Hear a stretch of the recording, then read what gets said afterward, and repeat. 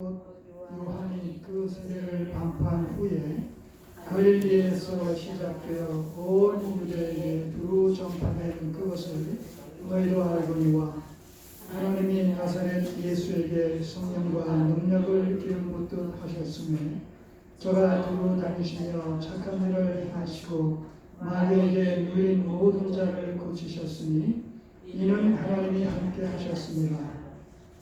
우리는 유대인의 땅과 예루살렘에서 그의 행하신 모든 일의 증인이라.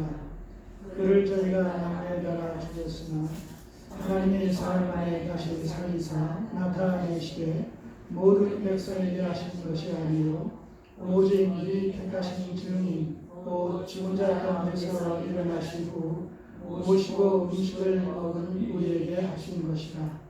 우리를 명하사 백성에게 전도하되 하나님이 선자와 죽은 자를 대신 재판장으로 정하신 자가 곧 이 사람인 것을 증거하게 하셨고 저에 대하여 모든 선지자도 증거하되 저를 믿는 사람들이 다 그 이름을 힘입어 죄사함을 받는다 하였느니라. 베드로가 이 말을 할 때에 성령이 말씀듣는 모든 사람에게 내려오시니 베드로와 함께 온 할례 받은 신자들이 이방인들에게도 성령 부어 주심을 인하여 노래하니 이는 방언을 말하며 하나님 높임을 들음이로라. 이에 베드로가 가로되 이 사람들이 우리와 같이 성령을 받았으니 누가 네 물로 세례 줌을 그만해요 하고 명하여 예수 그리스도의 이름으로 세례를 주라 하시니라. 저희가 베드로에게 수일 더 유하기를 청하니라. 아멘. 기도드리겠습니다.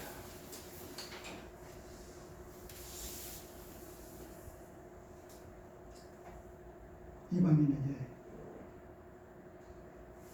공적으로 복음이 증거됨으로 말미암아 오늘 우리에게까지도 십자가의 복음이 전해지고 이방인이었던 고넬료 가족들이 성령 세례를 받고 구원을 받은 것처럼 오늘 우리에게도 동일하게 믿음으로 주를 고백하는 자마다 성령의 인침을 받고 내주하심으로 말미암아 구원을 받게 하심을 감사드립니다. 교회 역사 속에서 어떻게 하나님의 복음이 유대인의 범주를 넘어 이방인에게까지 임했으며 그리고 그것이 오늘 우리에게까지 전해졌는지를 다시 한번 상고하는 가운데 이 복음으로 말미암아 감사와 찬양과 영광을 돌리며 복음의 빚진 자의 심정을 가지고 우리의 남은 생애를 그의 나라와 그의 의를 추구하는 일에 온전히 드려지는 삶을 살아갈 것을 다시 한번 다짐하며 확인하는 은혜의 시간이 되게 하옵소서. 예수님의 이름으로 기도드립니다. 아멘. 성령의 하나 되게 하시는 역사, 성령의 하나 되게 하시는 역사라는 제목으로 오늘 본문 말씀을 중심으로 하되 우리가 지난주에 살펴봤던 16절 이후부터 17절부터 개괄적으로 20장 전체를 정리해 보도록 하겠습니다. 말씀드렸듯이 이 10장에 고넬료와 그의 가족들이 성령 세례를 받음으로 말미암아 이 구원을 받은 사건은 당시의 상황으로는 역사적인 사건이요 획기적인 이런 사건에 해당됩니다. 왜냐하면 이스라엘 백성들은 그의 성인 의식 속에서 구원은 자기들에게만 있다. 자기들만이 하나님의 택하신 백성이요 나라다. 라는 이 선민의식이 강하게 그들을 사로잡고 있었고, 그것은 하나의 전통처럼 내려왔기 때문에 이방인들과 함께 만나서 뭐 대화를 나눈다든가 식사를 한다든가 상종조차 하지 않았다는 것이죠. 우리가 요한복음을 살펴볼 때 확인해 봤습니다만, 그 사마리아 수가성의 여인이 예수님을 만나서 대화하는 내용을 우리가 살펴보지 않았습니까? 당신은 유대인 남자로서 어떻게 나 같은 사마리아 여인과 대화를 할 수 있느냐라고 당연시 상종할 수 없는 관계, 배타적인 이런 그 관계가 오히려 당연한 것처럼 그렇게 여기듯이 전통적으로 그렇게 내려왔단 말입니다.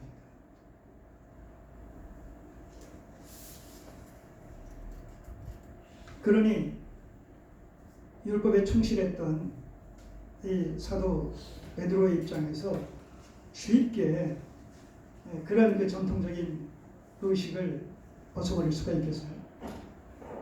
그러니까 하나님께서 친히 환상을 통해서 부정한 이런 짐승이 가득 담긴 그런 고재기를 환상 중에 하늘에서 내려보내 주시면서 더하여 먹으라.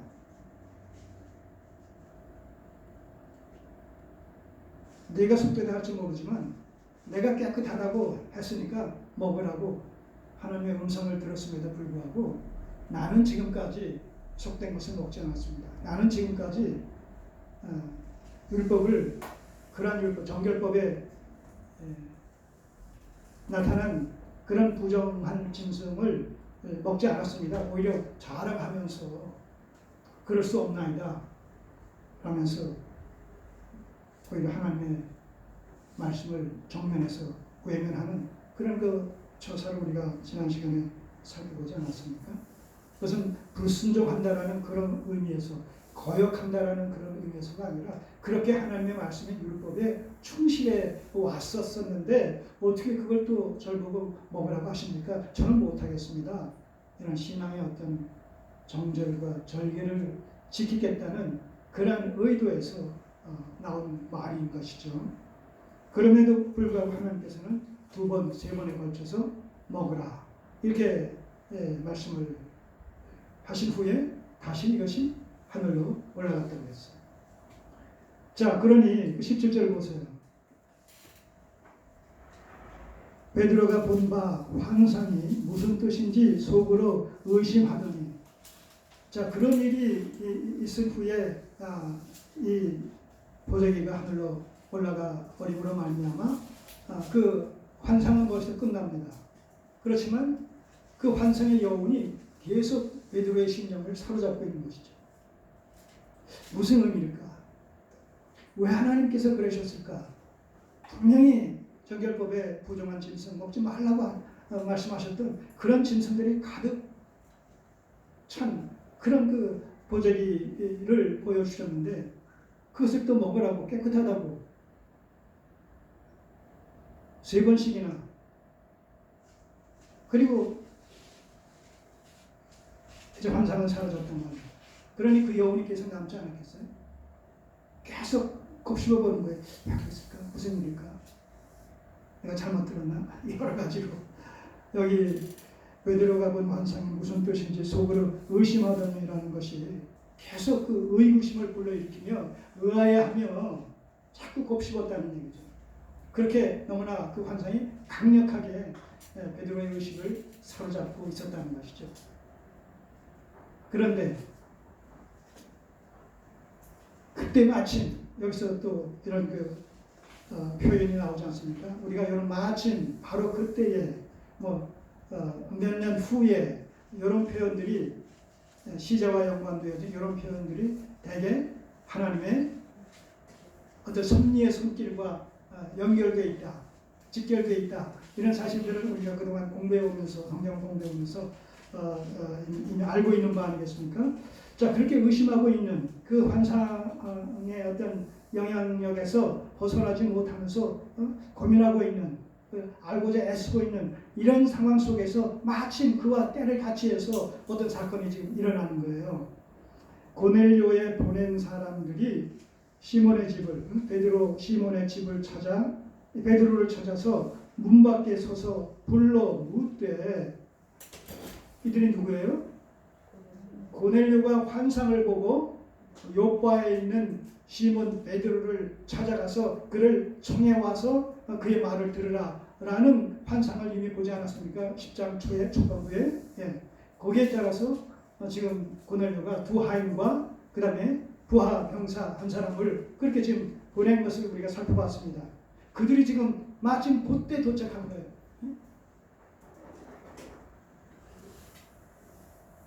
고넬료에 보낸 사람들이 시몬의 집을 찾아 문 밖에 서서 불러 묻되, 베드로라 하는 시몬이 여기 우부합니까?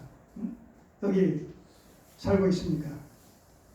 하거늘 베드로가 그 환상에 대하여 생각할 때에 바로 지금 그 환상에 대해서 생각하는 그런 상황 속에서 지금 그들이 찾아온 거예요. 그들이 찾아온 그 상황 속에서 지금 베드로가 생각하고 있는 가운데서 성령이 또 말씀하시는 거예요. 지금 계속 연속적인 사건입니다. 19절, 베드로가 그 환상에 대하여 생각할 때에 성령께서 저더러 말씀하시되 두 사람이 너를 찾으니 일어나 내려가 의심치 말고 함께 가라. 여기서 두 사람이라는 것은 고넬료가 보낸 직접적인 종과 그의 부하 한 사람, 세 사람이지만 직접 그 명을 받던 사람들은 두 하인이다. 우리가 이렇게 생각하면 되겠죠. 자, 고넬료가 보낸 하인이 사람들이 인편으로 지금 왔으니 내려가서, 왜 내려가라는 말을 했어요? 지금 지붕에서 기도하고 있는 상황이었단 말입니다. 그러니까 내려가라는 얘기죠. 밑으로 내려가 의심치 말고 함께 가라. 왜냐하면 내가 저희를 보내었느니라.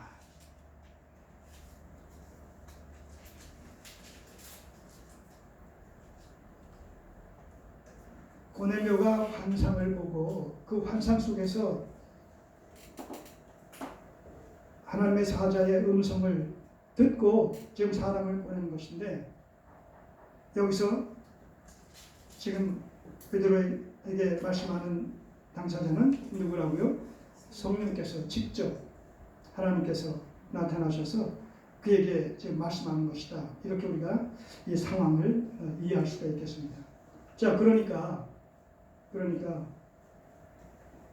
자기가 봤던 환상과 지금 일어난 이 사건과의 관계를 지금 연결시키려고 부단히 애쓰지 않겠습니까? 아마 자기가 본 환상과 지금 나를 찾아온 이 사람들과 무슨 관계가 있을 것이다. 더구나 성령께서 말씀하시고 성령께서 저들을 보냈다고 말씀하시니까 이것은 우연한 사건이 아니라 어떤 필연적인 사건의 결과로 말미암아 이런 일이 일어났을 것이다. 베드로가 계속 지금 뭔가 그 상상의 나라를 펴면서 그 두 사건의 어떤 접촉점을, 연결점을 찾으려고 지금 부단히 애쓸 거예요. 그런 상황을 우리가 지금 이 내용을 통해서, 문맥을 통해서 생각해 볼 수 있다는 것이죠. 자, 21절. 베드로가 내려가서 그 사람들을 보고 가로되 내가 곧 너희의 찾는 사람이니 너희가 무슨 일로 왔느냐? 저희가 대답하되 백부장 고넬료는 의인이요. 이제 자기들이 여기 찾아온 그 경위를 얘기하는 거예요.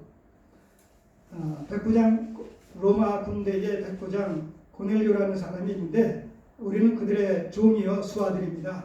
근데 그 고넬료, 우리가 모시는 그 고넬료는 바로 하나님을 경외하며 의로운 자요, 심지어는 유대인들 중에서도 칭찬이 자자한 이런 사람입니다.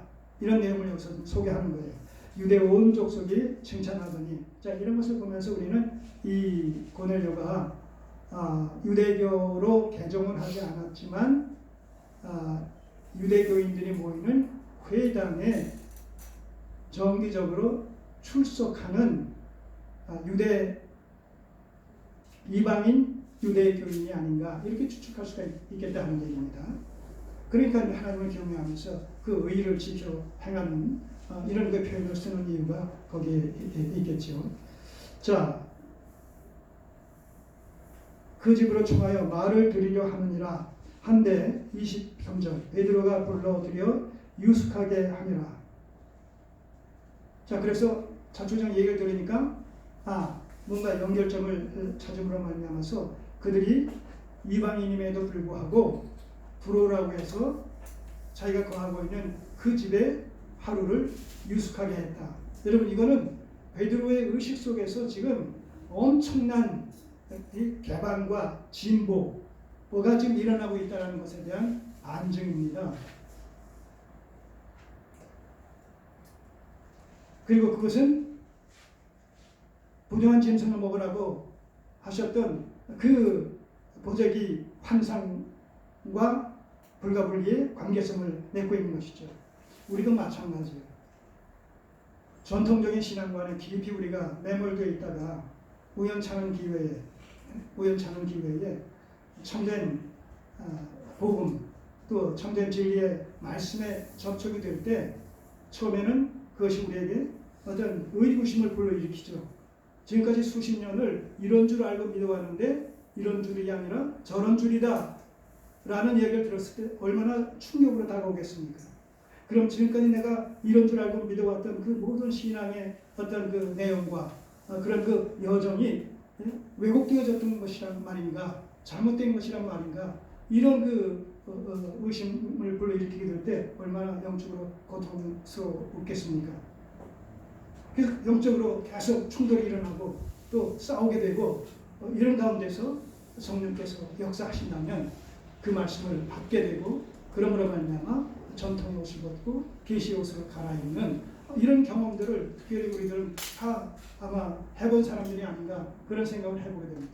처음부터 이게 교회 신학에 접촉된 사람들이 아니었었기 때문에 가만히 살펴보니까 저를 비롯해서 얼마나 주저했는지 모르죠. 저희 경우를 돌아보더라도 이게 혹시나 내가 이런 줄 알았는데 그것이 아니라 저런 줄이다 라고 했을 때 그 저런 줄 쪽을 택하게 되면 나중에 이런 줄 알았던 그것이 옳은 것이었다면 그럼 내가 잘못 중간에서 선택한 그 결과는 엄청난 피해가 나에게 돌아온 것이 아닌가 그런 것까지도 생각을 해보면서 저는 굉장히 저울질을 했었던 그런 날들이 있었음을 고백드리지 않을 수가 없어요. 이 신앙생활을 한다는 것은 잠시 일정 기간을 설정해서 신앙생활을 하는 것이 아니라 영원과 직결되는 문제이기 때문에 영생이냐 영몰이냐 이 문제가 좌우되는 것이기 때문에 우리는 심각하게 옳고 그름에 대해서 고민을 해야 되는 것이죠. 그저 파선해져서 습관적으로 그렇게 신앙생활을 할 수 없는 것이지요.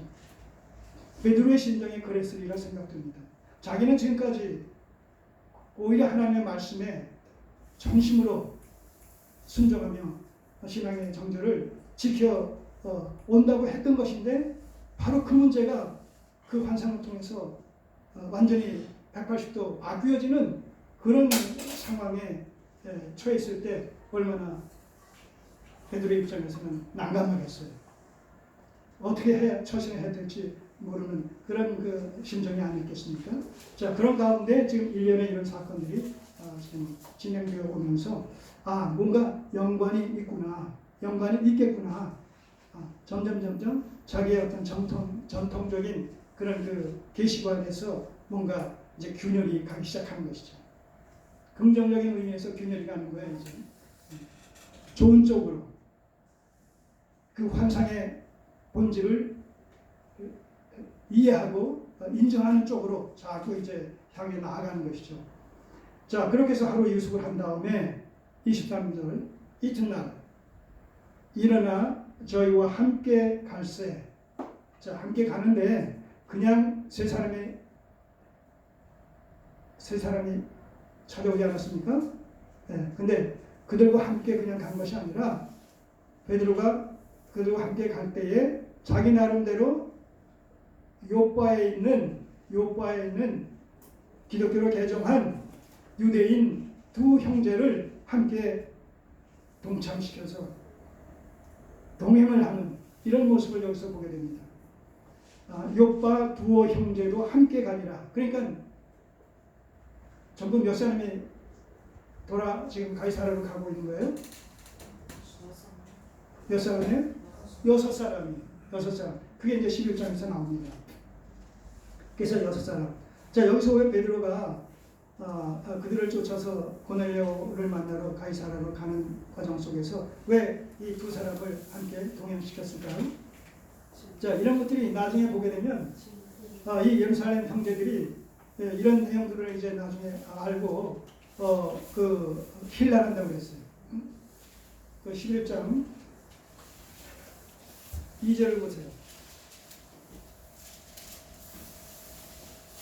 1절 2절 유대에 있는 사도들과 형제들이 이방인들도 하나님의 말씀을 받았다 함을 들었더니 베드로가 예루살렘에 올라갔을 때에 할례자들이 힐난하여 가로되 네가 무엘라자들의 집에 들어가 함께 먹었다 하니 이러면서 이제 또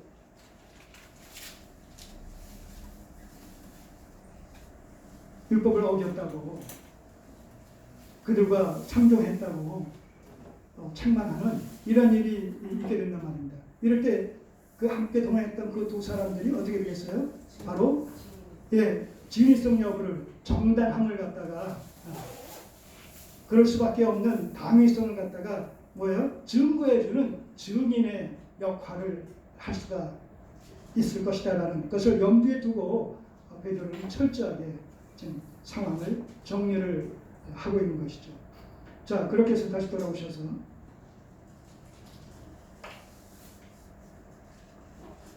요바에서 두 형제와 더불어서 6사람이 이제 고넬료를 만나러 가이사라로 출발을 합니다. 24절 이튿날 가이사라에 들어가니 고넬료가 일가와 가까운 친구들을 모아서 기다리더니 사람 보내놓고 이제 믿음 좋죠. 베드로가 그들과 더불어서 올 것이라는 확신을 갖고 있는 거예요. 왜냐하면 환상 속에서 이미 그러한 사실들을 보내라. 그러면 그가 그를 초청해서 베드로를 초청해서 그를 통해서 하나님의 말씀을 들으라. 이런 내용들을 이미 환상을 통해서 들었기 때문에 베드로가 올 것에 대해서 이미 확신하고 오게 되면 그를 통해서 말씀을 들을 준비를 좀 다 하는 거예요. 그래서 주변에 자기 혼자만이 아니라 가족들과 그 다음에 친척들과 그 다음에 친구들조차 다 불러서 지금 대기를 하고 있는 것이다는 얘기죠.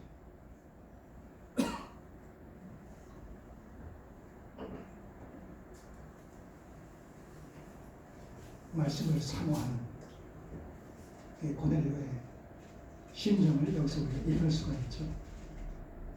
이런 경우는 좀 종종 있었어요. 과거를 돌아보면 누구와 교제를 한다고 했을 때 그 교제의 현장에 그 교제의 당사자로 말미암아 주변 사람들을 또 초청을 해놓고 함께 더불어서 그 말씀을 듣기를 원하는 그래서 그 말씀을 그들에게 또 전했던 이런 기억들이 있습니다. 지금도 이런 일들은 이런 패턴은 지금도 진행되고 있죠. 아마 오고 오는 모든 시대를 걸쳐서 이런 일들이 계속 일어나는 가운데 복음이 전해지고 진리의 말씀이 전해지리라 생각합니다. 자, 그래서 친구들을 모아 기다리더니 25절 마침 베드로가 들어올 때에 고넬료가 맞아 발 앞에 엎드려 절하니 베드로가 일으켜 가로되 일어서라 나도 사람이라 하고 고넬료는 환상을 통해서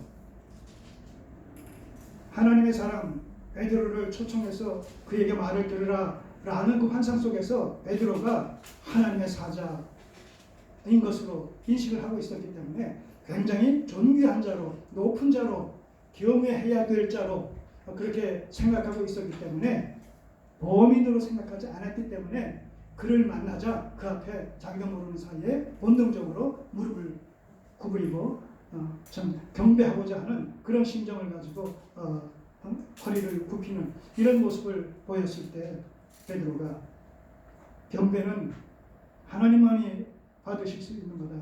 나는 인간이다. 사람이다. 나는 하나님의 종이다. 이런 심정으로 만류하는 이런 것을 보게 됩니다.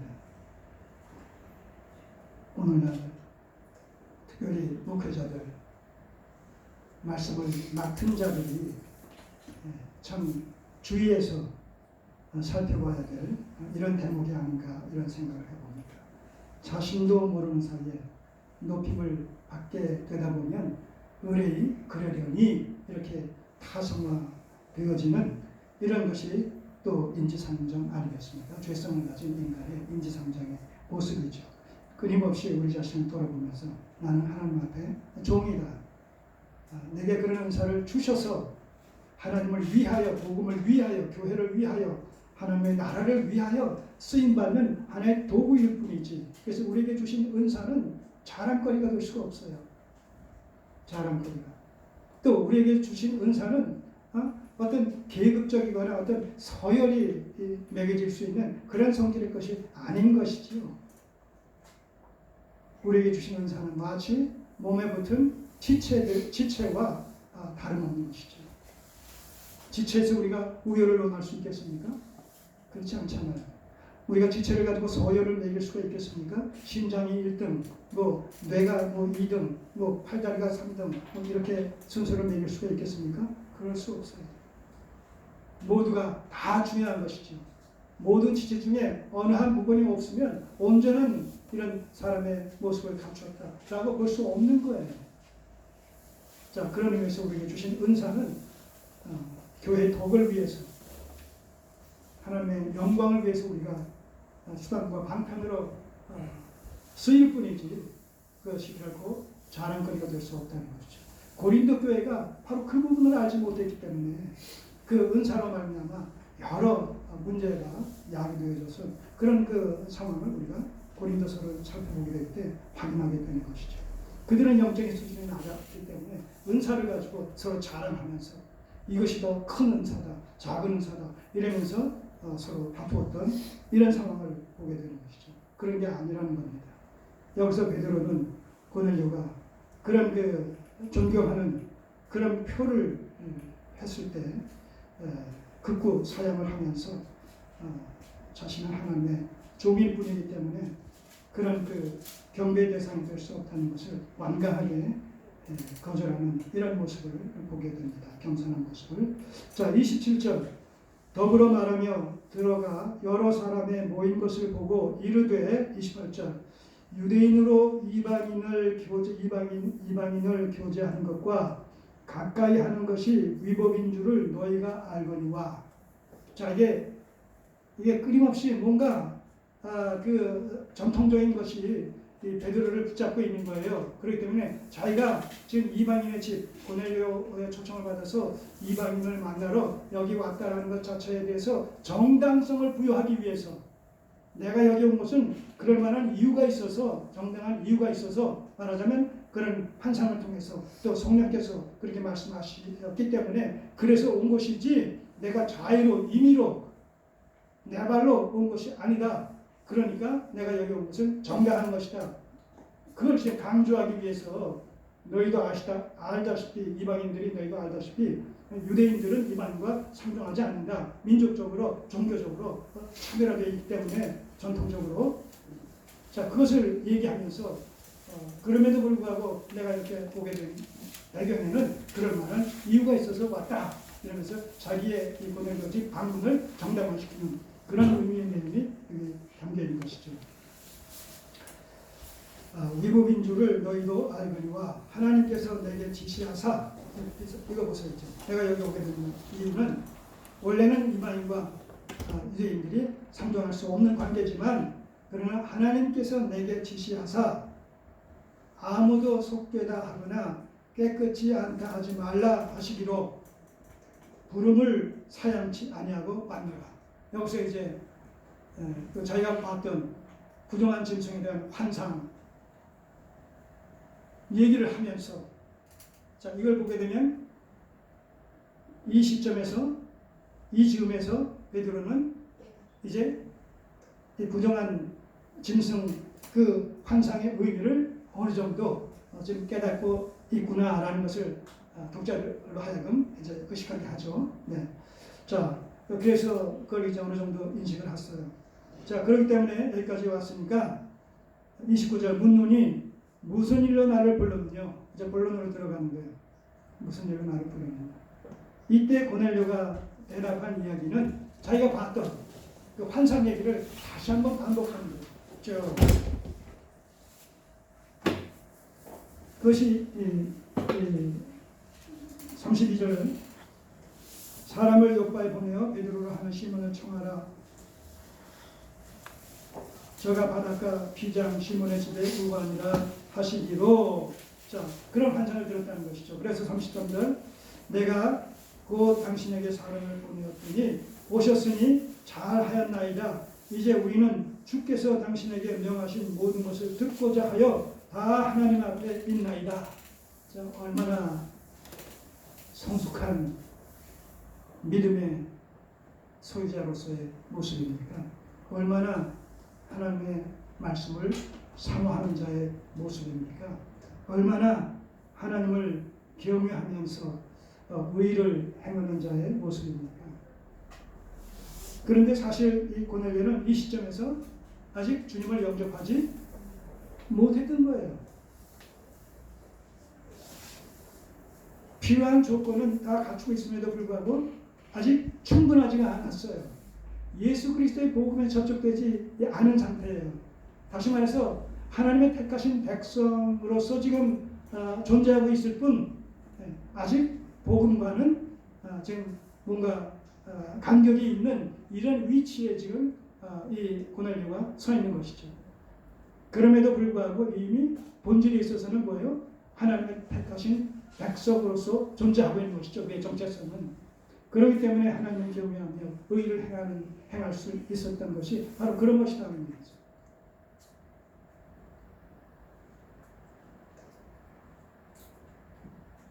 오늘 우리가 참 하나님을 믿는다, 예수님을 믿는다, 그리스도인이다, 구원받은 하나님의 백성이다 라고 했을 때에 제 자신부터 참 안타깝고 아쉬운 것 중에 하나가 성경에서 기록하고 있고 성경에 나타난 하나님의 백성들, 구원받은 하나님의 백성들의 이런 그 모습과 상당한 부분에서 괴리가 있는, 근데 그 괴리는 다른 부분에서가 아니라 삶에 있어서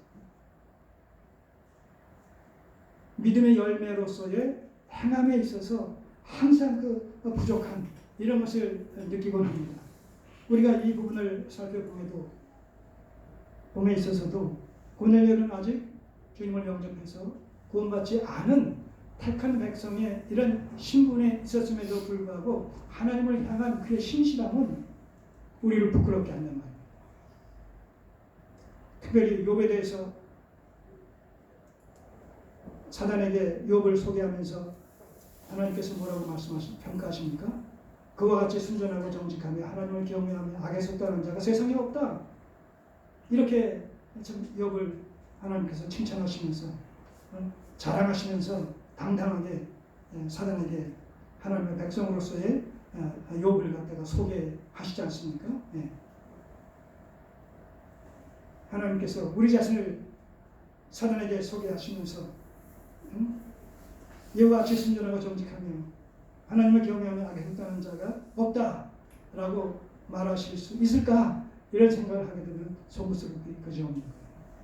다시 한번 우리는 우리의 믿음이 정말 행함이 없는 믿음은 거짓 믿음이라고 그렇게 얘기하고 있는데, 정말 행함과 믿음과 행함이 일치가 되어지는, 어느 정도 일치가 되어지는, 100% 일치는 이 땅에 사는 동안 불가능하지만 어느 정도 일치가 되어지고, 그리고 또 날로 그 접점이 가까워지는 어떤 이런 모습의 삶을 참 살아야 될 텐데, 늘 자신을 돌아보면 죄송스럽고 송구하고 후회 막심한 이런 것뿐만 자꾸 쌓이는 것 같아서 얼마나 안타까운지 모르겠습니다.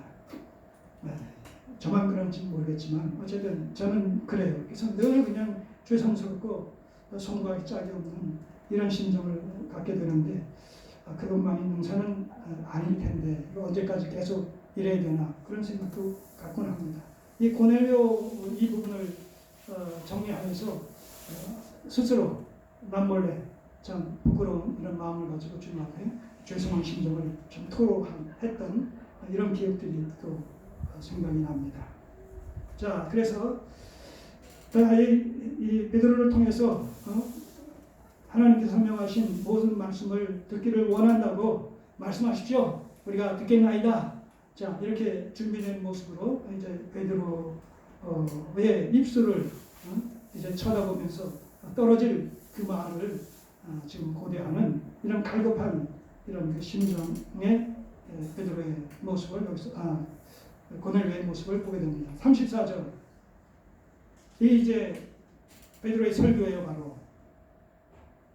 그를 통해서 하나님께서 말씀하시고자 하는 바로 우리가 듣기를 원합니다. 라고 했을 때, 고넬료가 얘기했을 때, 바로 그 하나님께서 베드로를 통해서 하시고자 하시는 그 말씀, 그 설교를 지금 베드로가 이 34절부터 지금 하고 있는 거예요. 그래서 그는 이렇게 복음적 설교를 얘기합니다. 그 첫 마디가 뭐예요? 베드로가 입을 열어 가로되 내가 참으로 하나님은 사람의 외모를 취하지 아니하시고 각 나라 중 하나님을 경외하며 의를 행하는 사람은 하나님이 받으시는 줄 깨달았도다. 못 깨달았다는 얘기예요. 지금까지는 유대인만 받으시는 줄 알았는데 하나님께서 받으시는 대상은 유대인뿐만 아니라 누구라도 하나님을 경외하며 의를 행하는 자는 누구라도 그가 이방인이라도 하나님께서는 받으신다. 하나님의 택하신 백성들의 범주라는 것이 유대인에게만 국한되어진 것이 아니라 온 세계 만민을 포함하고 있다. 이 사실을 깨달았다는 거예요. 이건 베드로에게 있어서 엄청난 쇼크였던 것이죠.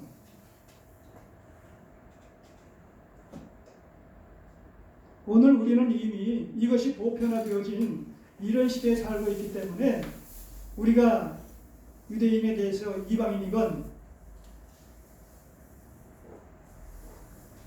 약속에 대해서는 외인이건 할례에 대해서는 무할례자이건 상관없이 당연지사한 것으로 우리가 이 복음의 어떤 그 특혜와 특권을 이해하고 있고 소유하고 있고 누리고 있지만 당시의 상황 속에서는 그러지 않았다는 것이죠.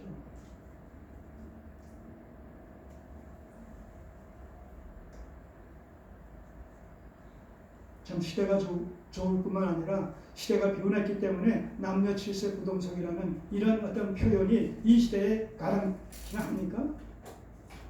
그런데 한때는 그랬었다는 얘기예요. 그런 시대에 살았던 사람이 오늘 현대를 보게 되면 뭐예요? 기겁을 할 수밖에 없지 않겠습니까? 그러나 그때 상황과 지금의 상황을 우리가 같은 이런 수준에서 관점에서 볼 수가 없는 것이죠. 시대가 그만큼 변했다는 것이죠.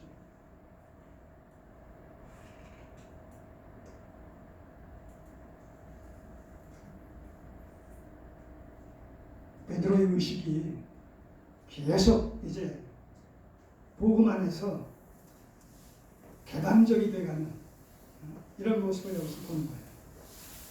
때문에 이 34절에서 베드로가 얘기하고 있는 이 고백은, 이 설교의 말씀은 베드로로 하여금 지금 엄청난 변화가 자기에게 지금 임하고 있다는 사실에 대한 하나의 반증이기도 합니다. 하나님께서는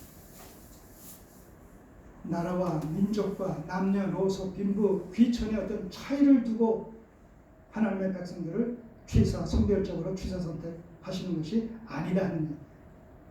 물론 여기서 이 말씀을 우리가 또 곡해해가지고 하나님께서 받으신다라고 했을 때 하나님을 경외하며 의를 행하는 사람은 하나님께서 받으신다고 하니까 구원이 행함의 근거에서 그 베풀어지는 것이냐 또 이렇게 이해하면 안 된단 말입니다.